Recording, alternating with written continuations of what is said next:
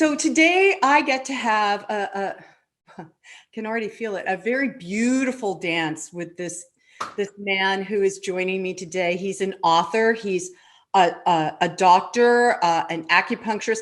I would actually even say that he has been a seeker all his life for truth and uncovered deep, deep wisdoms that, man, we just need to have right now. So I want to welcome Dr. Jia Gottlieb. Correct. Right. That's it. Jia. I will get it right. I will. Okay. So the name of your book is called The Pleasure Book. Nicely said. So, well, it's because the goes on.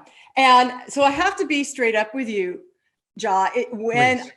When I got this book and I was like, I was just looking at it. I'm like, okay, what's this about?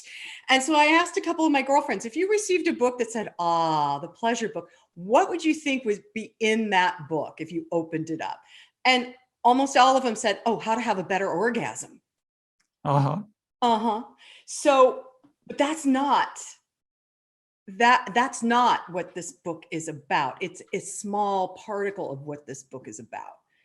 This book, as I've been perusing it, holds the information you researched and then put in here, like about the ancient Greeks and how do I say this? Okay. How we as a culture have been, I want to use the word tormented. That's not the right word, everybody, but it sure sometimes feels like it, doesn't it? We've been culturalized into a belief system that's not necessarily true, and it's not for our highest good. I would use the word disempowered. Disempowered. That's it, everybody. Yeah, disempowered. And this is something, Jia, that I have most of this lifetime intuitively rebelled against. Nice. Is organized religion. There, when I was a child, I would spend the night at some friend's house and we would go to Catholic church in the morning because they were Catholics, practicing Catholics. Nothing wrong with that. But I remember hearing stuff and going, I don't understand. That didn't intuitively make sense to me. Didn't at all. And so you've got a lot of these pieces in this book. It's almost like it's like walking into a small library where all the information I've been seeking is in here. Nice. So I appreciate that you've written this book. Thank you. So let's talk about I want to talk about the 7 laws that you have in here, and then the 4 levels, because it's so interwoven throughout the whole book. It's important for people to understand. So before we get to those, though, Jia, why this book and why now?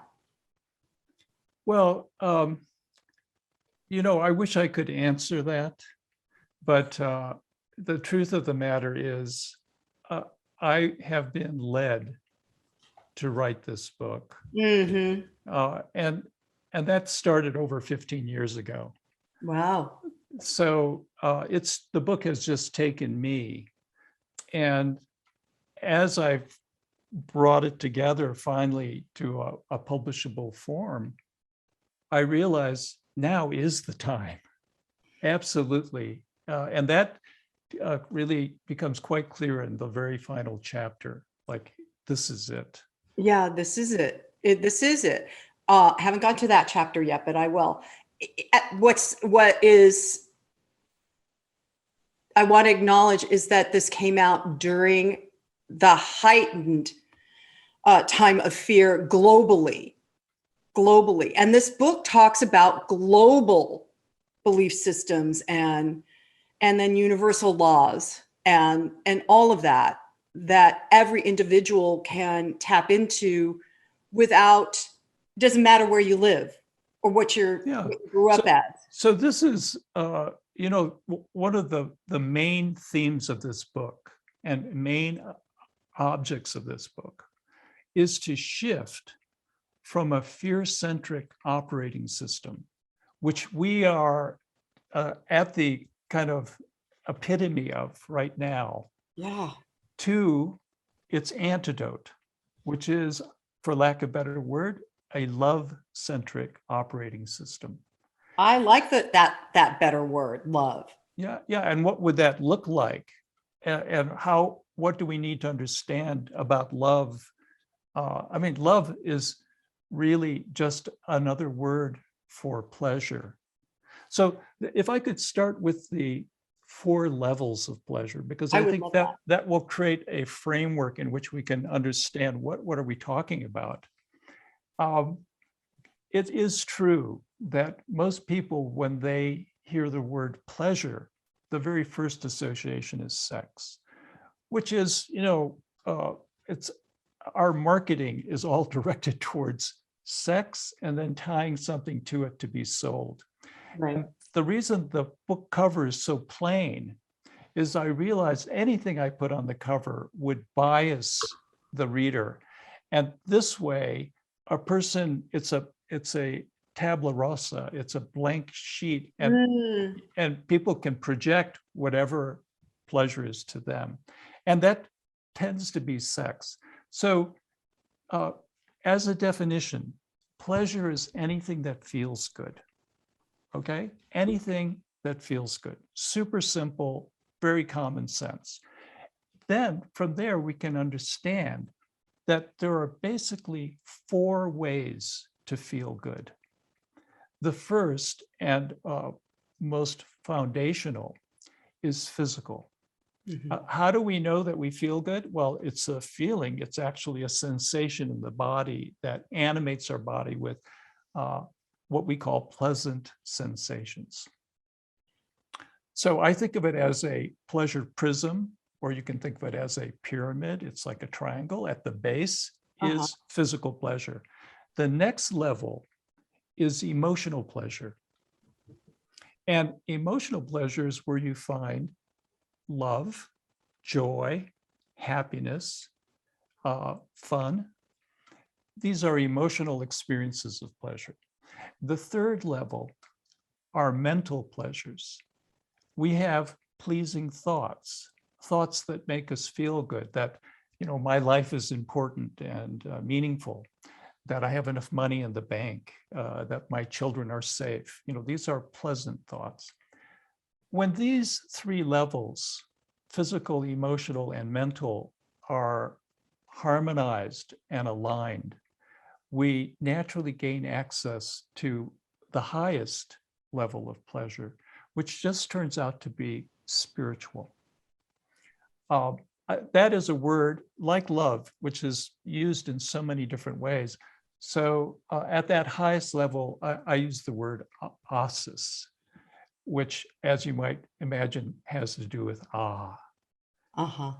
And so you get to that highest spiritual asis level of pleasure, not by transcending the lower levels, but by descending, by going down, working through your mental, emotional, physical aspects of pleasure, and then voila, that spiritual door opens. Now, do you find that that's I was going to use secular. I can't say the word. You know what I'm talking about.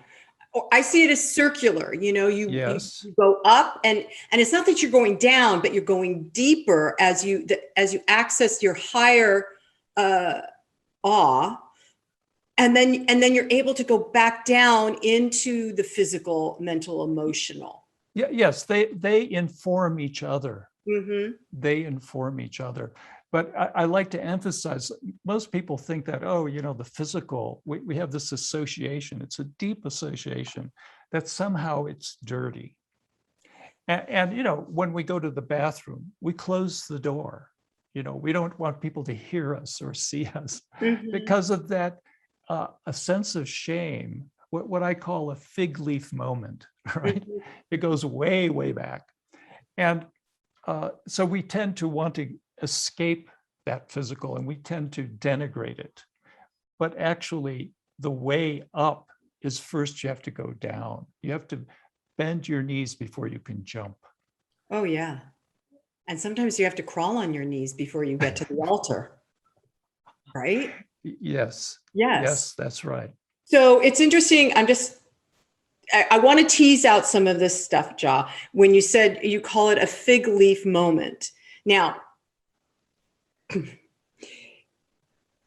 if people believe particular books, right? And there was a fig leaf moment, right? But what if that tain't necessarily so? What if that fig leaf moment is a human construction to control individuals through shaming and blaming in order to, for the people that want to control, amass grand fortunes, political success, Yeah, and we're talking absolutely. back. This is why I said, as you were looking for that word, I said disempowerment. Yeah. If you want to disempower someone, what do you do? I studied martial arts quite a bit, and the way you disable a person is you first have to break their balance. You have to get them out of balance. And so as it turns out, biologically, we are pleasure-seeking organisms. It is fundamental. And we move away from pain. We move towards pleasure, we move away from pain. These are the two basic cardinal coordinates of our internal operating system that have been honed through countless eons of evolution. And if you tell the person, a pleasure-seeking organism, that pleasure is bad, that pleasure is a sin, that pleasure is a weakness, you have, as I write in my book, driven a wooden stake into that fault line of the psyche, that fault line that exists between our biology, which is pleasure-seeking, and our cultural overlay. And if we turn our culture against our biology, we are disempowered. We are disabled. Yes. And to me, that what you just explained, it explains why there's lots of poverty, because it keeps you from, if you're not feeling balanced, if you're not sure of who you are or solid in your life, right? Then it's easy to go into poverty. It's easy to go into lack. It's easy to be in fear and anger. The way many people get into poverty is in our pursuit of pleasure, which is not a choice. It's a biological imperative, the pleasure imperative.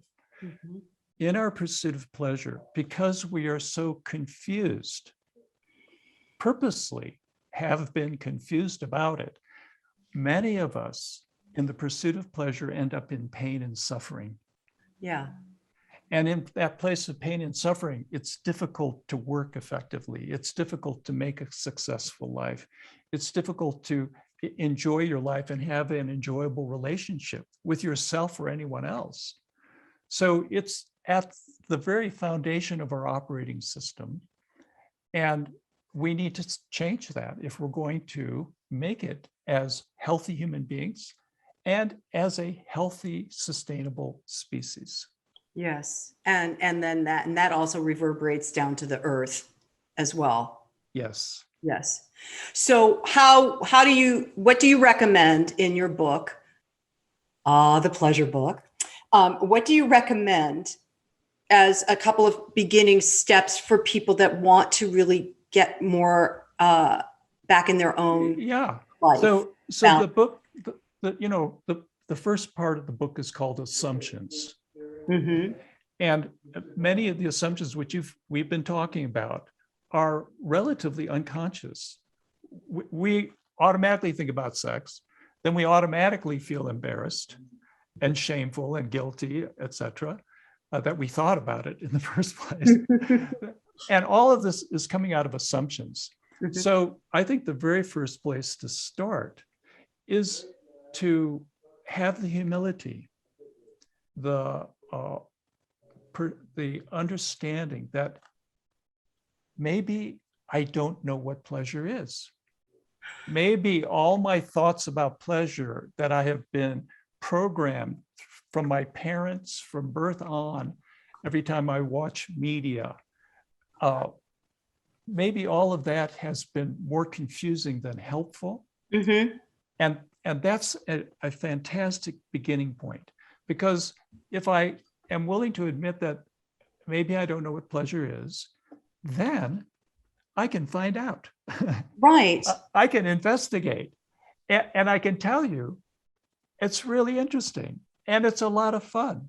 It's a lot of fun to have a piece of chocolate or a scoop of ice cream, you know, or a fresh strawberry, and in the moment, go, okay, I'm feeling good. What's going on? What am I actually feeling? What is actually happening here? And how does it work? And one of the things you may realize in that inquiry is the moment I say, this is good, I've diminished it. Okay. What do you mean? Huh? Because, okay, you're making love and you say, wow, this is just fantastic. In that very moment, you have stepped a bit out of the experience, objectified it, and distracted yourself from what a moment ago you were actually experiencing. So, and the reason it is because there is no word. There is no concept. Exactly. It ultimately is a felt, embodied experience. And the moment we begin thinking about it, we've disengaged slightly from that experience and diminished it. And so once you begin looking at this, how the cycle works, going into this spiritual bliss and ecstasy, equanimity, which I say are the three gateways to paradise. Once you start playing in that paradise, that oasis experience, and then break out of it back into, here I am, right. Eating the strawberry, eating the chocolate, and you begin to see how pleasure works. Right. You know, it's so interesting to me, Jia, because when I was going through divorce, and I thought I was going to die, you know, I mean, I was just going to die in a horrible divorce. And I had a couple friends say to me, well, just let's start focusing on what makes you happy. I had no clue what made me happy. What, you know, now years later, I know what makes me happy. And I'm talking about all the multiple levels. And when you're talking about a fresh strawberry, you got to have it with some really good stinky French cheese. Okay. Oh my. And I can still feel it when I have that memory come back in. You know, my body just got flooded with happiness. So you entered into the pleasure prism, which has those 4 levels, through the mental thinking. You thought about a fresh strawberry with stinky French cheese. And that then triggered an emotion and an actual felt physical experience.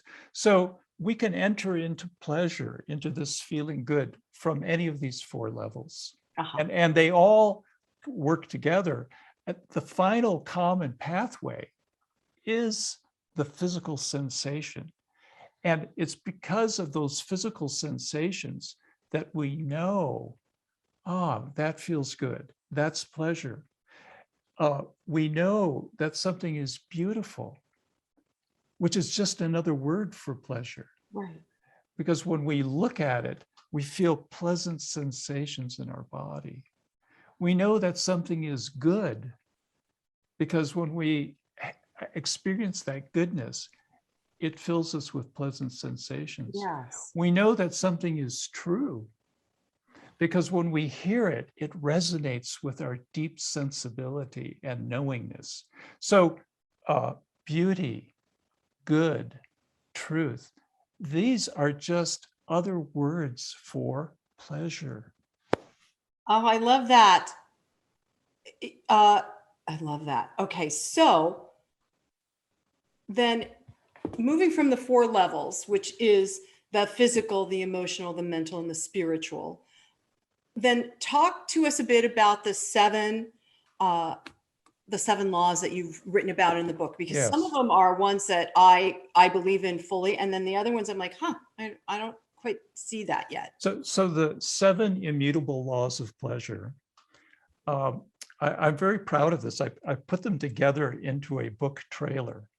So the book trailer is an introduction to the 7 immutable laws of pleasure, which you can see on my website. It's at drjamd.com.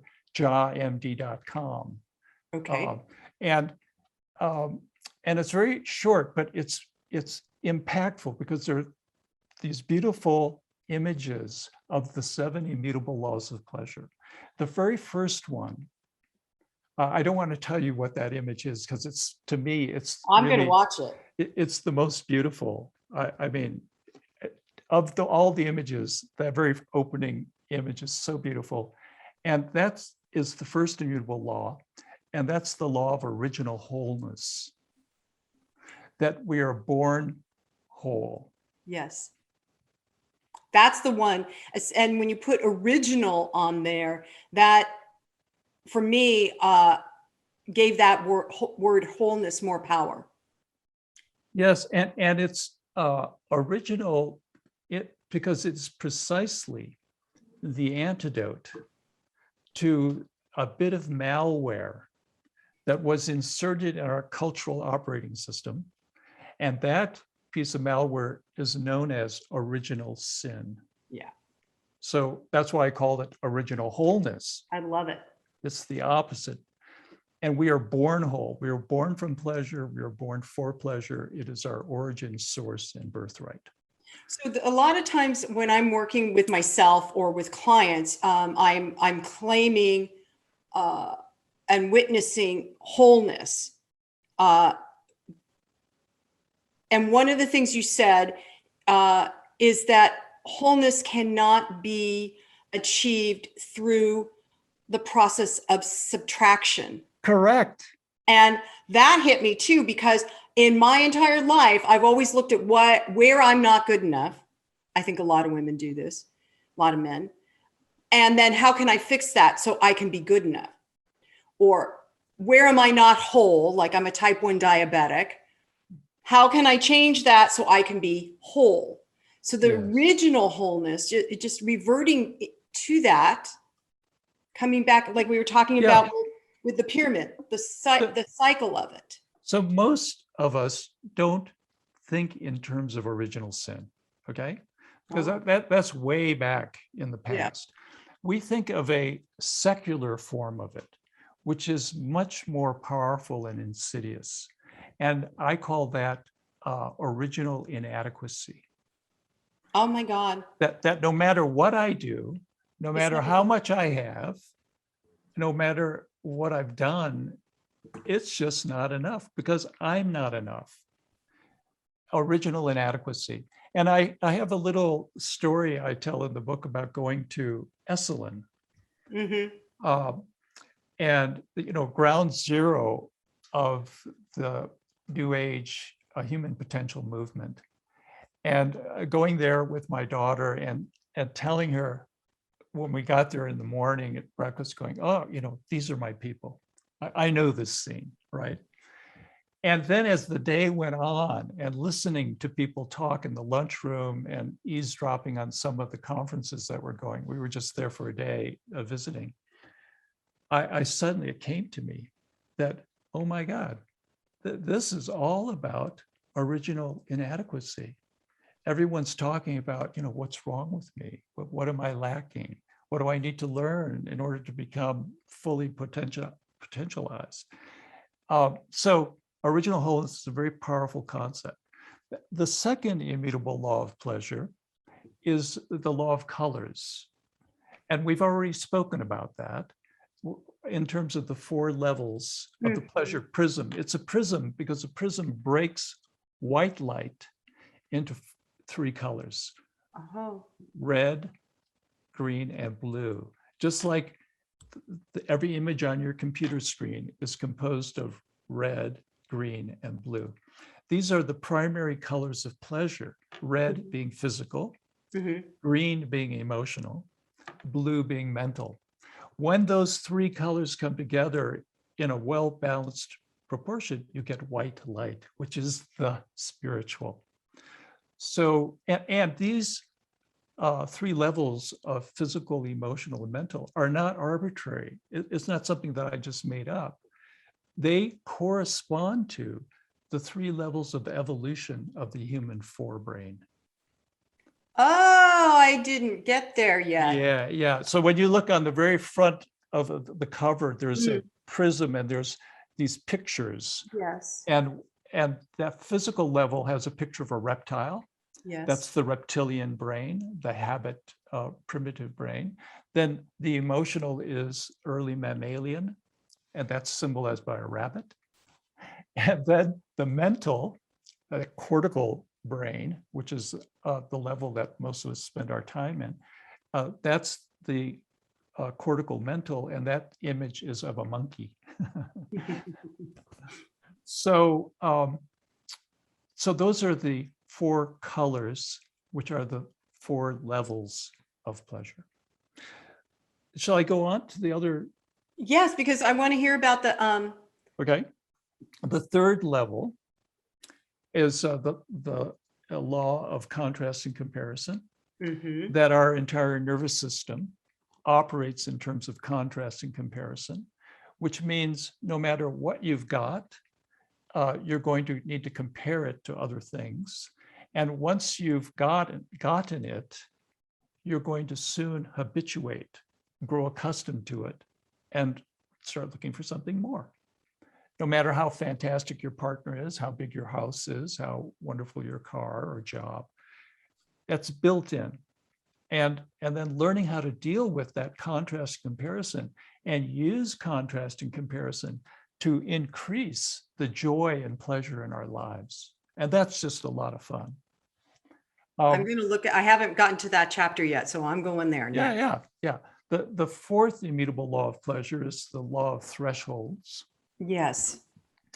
This is a very fundamental concept, which most people think that the opposite of pleasure is pain. Like, okay, if pleasure and pain are my internal compass, then pleasure is the North Pole and pain is the South Pole. And they're at opposite ends. Yes. Right? I move towards pleasure and away from pain. Well, that common notion just turns out to be false. The opposite of pleasure is not pain. In fact, the opposite of pleasure and the opposite of pain are the very same thing. So if our internal guidance system, if our compass is that far off to begin with, no wonder we get lost. Right. All the time. Okay. So as it turns out, thresholds is a statement that pleasure is separated from pain by a pleasure-pain threshold. They are on a continuum. Okay. That kind of makes sense. Yes. The 5th immutable law is the law of cycles, which you already had reference about. Isn't this a kind of cyclical process? Yes. And absolutely. So I define 3 aspects to this cycle. There is active pleasure. There is, then that naturally leads to passive pleasure. And then it all comes back to neutral pleasure. Neutral pleasure. Yeah. And it's like, what the hell is a neutral pleasure? Well, I don't want to tell you all. I mean, but what I can tell you is that Epicurus, who thought very deeply about pleasure, over 2,000 years ago, And I feel like my book picks up where he left off. No one has really gone into it in all those 2,000 years, in part because of our cultural malware. Epicurus believed that the highest level of pleasure is equanimity, Yes. neutral pleasure, which is why it's one of the three gateways to paradise. So Okay. explain to everybody, Jia, Ataraxia. No. No, I got you're so funny. The equanimity. So for Yes. people that don't really know the definition of that word. Yes.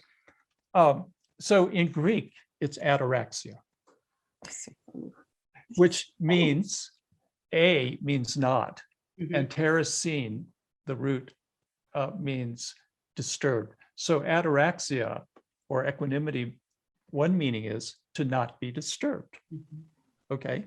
In English, or English which comes out of Latin, you have equa, which means equal, balanced, and animus, equanimity, animus. Animus is the root for words like animation, or to be animated, or to have a spirit, to have an animal spirit. So equal spiritedness is ataraxia, is equanimity, is what we call peace of mind. Peace of mind. Yes, and it's one of the highest forms of pleasure, which we often, you have to go through a fair amount of, typically in our culture, a fair amount of suffering before you realize that the mere absence of suffering is a wonderful thing to be grateful for. I mean, deeply, wow, I am not suffering in this moment. Thank you. Thank you. Yes. And during the course of this last 2 years, plus 2,000, 3,000 years, the idea of suffering is at everyone's forefront, and then the fear of it. And so then we're constantly running away from our fear, which can actually maybe be a gateway. So if you're always saying fear, fear, fear, fear of what? A fear of pain, fear of death. And if that's what I'm always thinking about, well, yeah, you'll be suffering immediately. To begin thinking about love and joy and pleasure is a whole nother way of standing and being in the world. Yes. And it's what we need. So the how to get there is the sixth immutable law of pleasure. And that's the law of desire and surrender. Desire and surrender. Many religious traditions really put desire down. Like the Hindus say, desire is like hugging and kissing the spokes of agony. Oh, gosh. As the wheel rolls over you. Oh. Hugging and kissing the spokes of agony.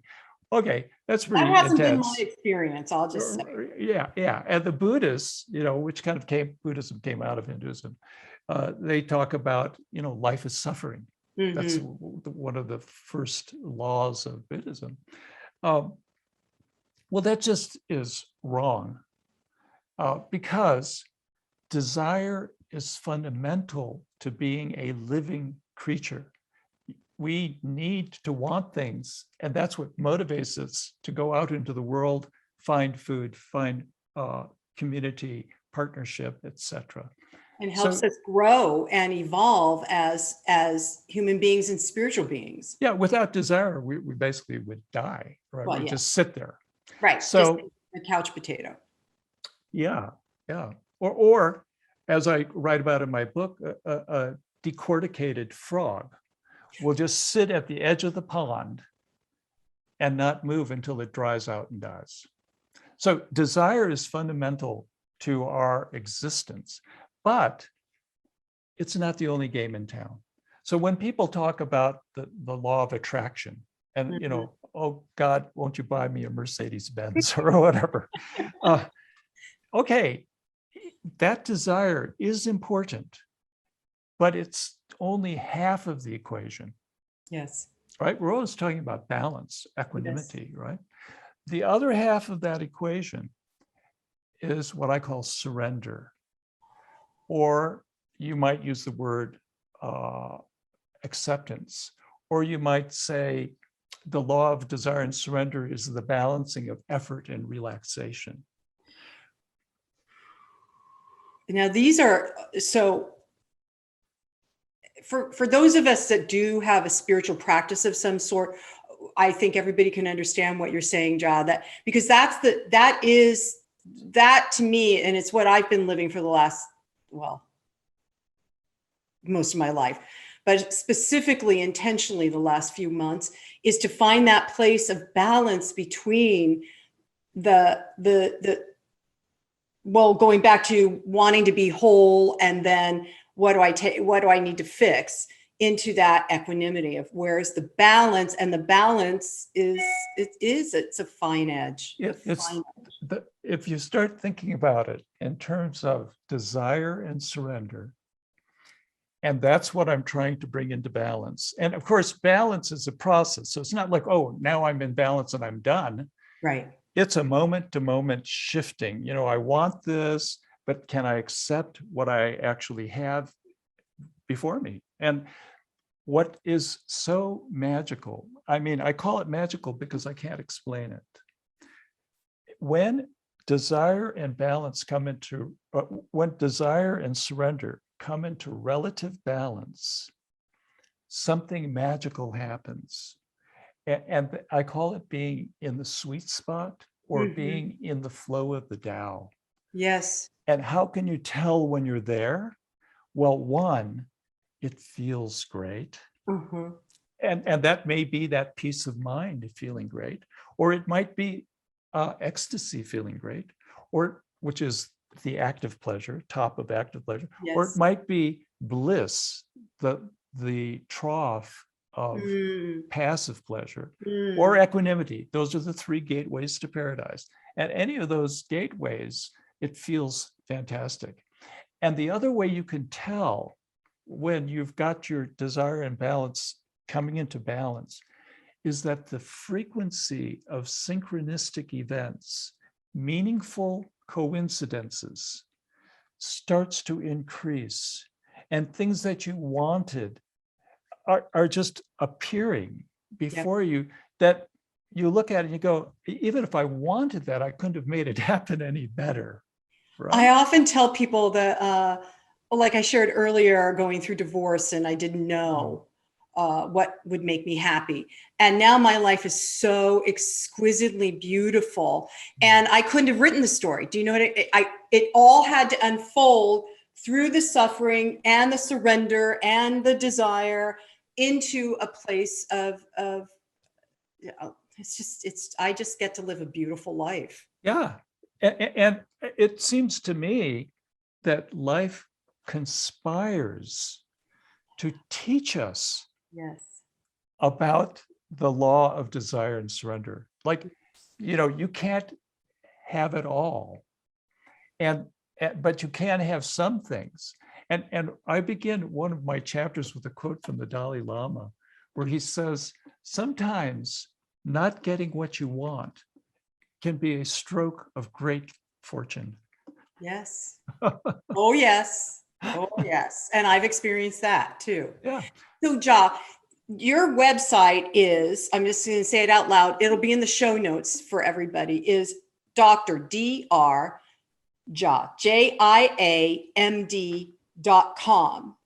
And because you talked about the book trailer, I'm also going to make sure that goes in our show notes too. So people, when they come to listen to the podcast, they can go directly and watch your book trailer. Yeah, great. So the seventh immutable law of pleasure, which is the final law, okay, is in some ways one of the most important. It's called the law of renewable pleasure. And the title of the last chapter is Renewable Pleasure for a Sustainable World. I got chills. I got chills. I am definitely reading that chapter. So everyone, the book is called The Pleasure Book. And I've been speaking with Dr. Jia Gottlieb. Thank you so much. I got chills. Thank you so much for the work that you've been doing. And thank you so much for writing this book. It looks and feels to me like it's going to be one of my reference books that I'm going to have in my library so that I can, because there's so much in it that I feel is important for people to know. So thank you so much for doing this work. It's been a pleasure. Exactly. Or as sometimes I like to say, an awesome pleasure. An awesome pleasure. Yeah. Thank you so much. you. I'm just going to end with, and so it is, namaste. Namaste.